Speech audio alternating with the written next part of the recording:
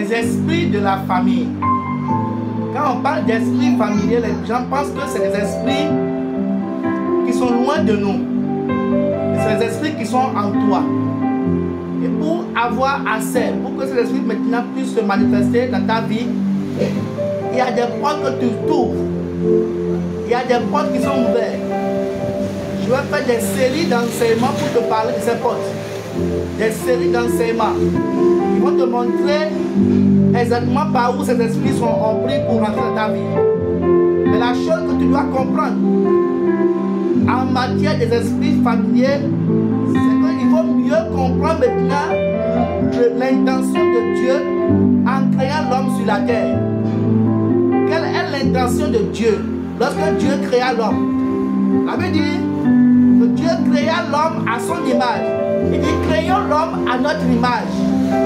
Créons l'homme à notre image.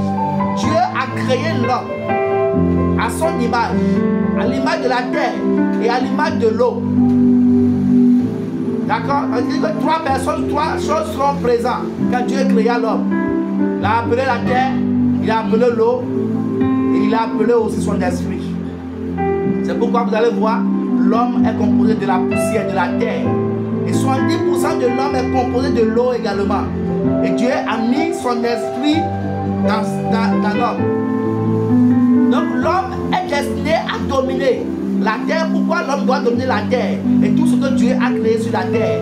Pourquoi? Parce que une grande partie, la terre se trouve dans l'homme. L'homme c'est la terre.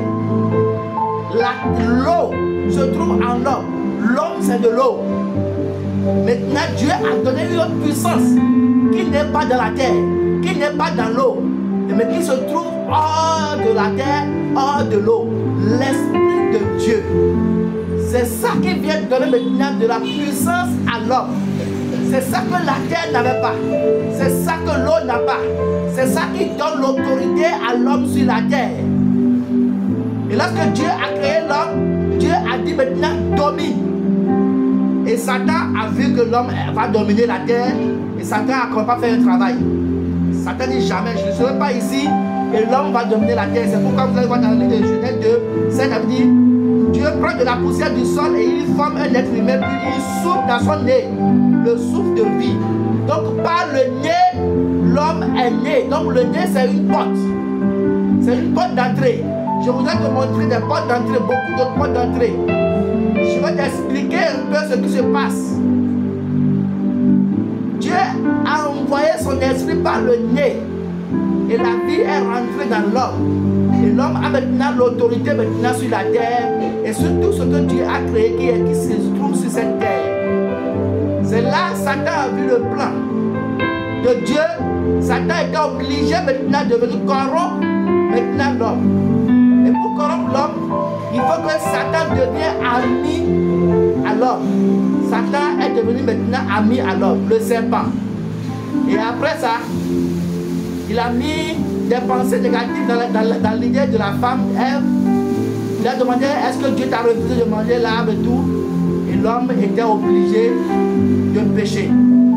Et par là, par cet esprit qui est devenu familier, cet esprit familier qui est le serpent, le péché est rentré dans l'homme. Et par quelle porte le péché est rentré dans l'homme? Par plusieurs portes. Est-ce que vous voyez, par plusieurs portes le péché est rentré dans l'homme et la mort s'est installée. Alors, la vidéo qui va suivre, je vais te montrer une porte d'entrée. Et par cette porte, tu peux voir beaucoup de choses. Tu peux voir ce que Satan a fait. Ce que Satan peut faire.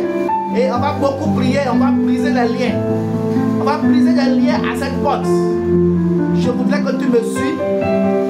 Je vais te parler de la porte de l'ombril, le cordon ombilical. Nous allons couper des liens à ce niveau.